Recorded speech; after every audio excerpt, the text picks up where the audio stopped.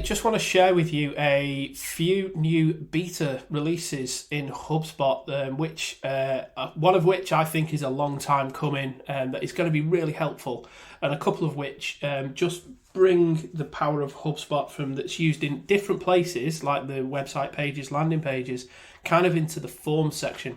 So I'm just going to breeze through these. So the first one is the multi-step forms. This one is the one I think is the one that HubSpot's been lacking for quite a while, but actually now they've brought it into public beta, seems to be like they've done it really well. So what I'll do is I'll show you what that is in a moment.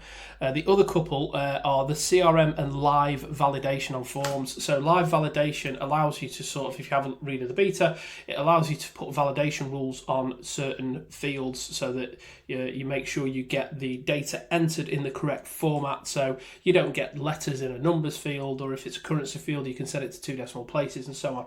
So that's quite a good beta. And the third one is the form styling and layout customization, which gives you a load of styling options for your forms.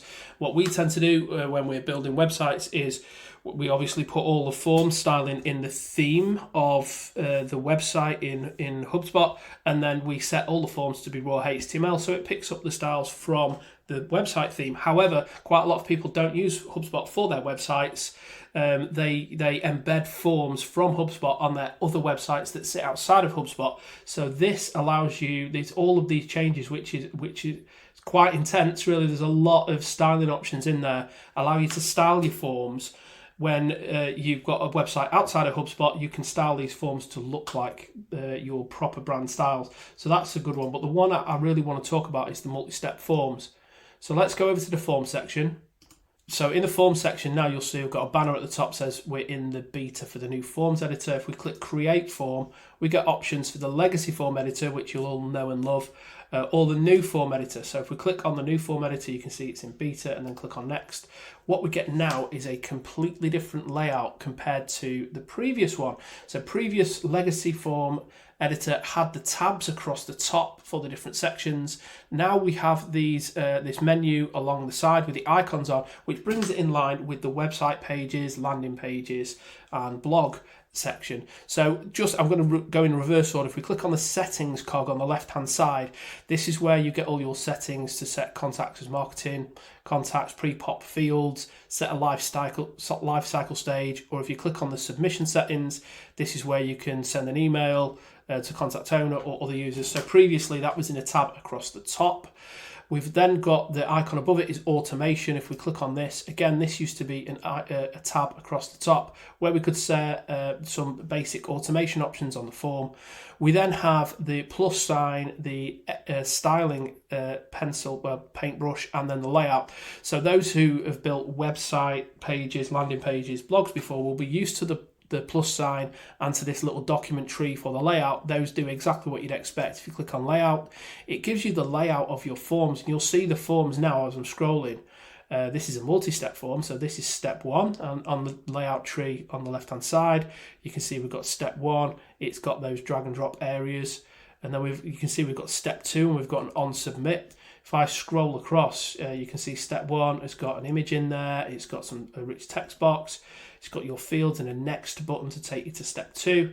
In step 2, again, you've got an image, rich text, then a couple of other fields with a previous button to go back a step, or a submit button, and the submit button then takes you to the form submitted stage, which has, again, nice image, form submitted.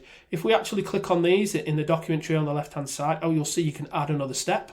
So you're not limited to step 1, step 2. You can add step 3, 4, 5 if you need. If you've got a really big form that might be capturing a lot of client data, you want to split that up. You don't want to have it in one single form, because it's a lot for someone to fill out. It's something that they'll just click away and they'll go, I'm not doing that. I mean, that's way too much stuff to fill out on one single form. So if we can actually do this where you split it down, you'll increase your form submissions, because it doesn't look like you're asking for lots and lots of data. In reality you are, but they're just split between steps. So you can add another step, but if you click on the on submit section, you'll see this is where you can get those Elements that we had before, show a thank you message or redirect to a page URL or a meeting link, which again used to be options across the top in the legacy editor. You'll notice on the step that we're in, we've got the options tab and we've also got the styles tab. So if we click on the style tab, this is where you can actually change the styling of the particular step. So this is different for each step. If we drop down the banner background, you can put in banner background images, gradients, background colors, all the things that normally appear in a style tab in a web page. If we, I'm just going to go back now. If I go to the plus button to add, this is where we can add the field. So again, this used to be sort of in the left-hand panel in the legacy editor, but you'll see it's split between fields, properties, and others. So it's a lot more manageable. And again, it looks a lot like the sort of editor that you would have in either a landing page, website page, or even an email. It sort of brings that same design aesthetic into the form editor, so you can drop in your fields, single line text, number. You can choose properties, so these are existing properties that you've got in your portal, and you can then select either contact or company properties from the drop down to filter them, or you can search for them in exactly the same way you could before. And then there's other, so others are things like images, headings, paragraph, recapture, and then GDPR, your data privacy stuff. So all of that is in this section. If we go to the styling section, this is the bit where I mentioned before about the other beta, about being able to just absolutely change every part of it. So you'll see it split into fields, buttons, paragraphs, headings, and background. So you can actually change the field, font, label color, help color, placeholder color, error message color, background color, border color, do the corner rounding, whether you want a border solid or whether you want it dotted, dashed. Border thickness, you can also edit separately. So you could have, on our forms at our website, we only have a bottom border. So we just make the top, left, and right 0. And the bottom border 1 pixel if we were going to do it. We manage ours through our website theme CSS, but this is where you can add all of those styles to change the padding and so on. So there's a really decent form style editor. It's a massive improvement on the previous one. But I think the biggest takeaway here is multi-step. So if you've ever put forms on your website before and you need to capture a lot of data, you'll know that with every extra field that you add to a form, you decrease the likelihood of someone filling out that form.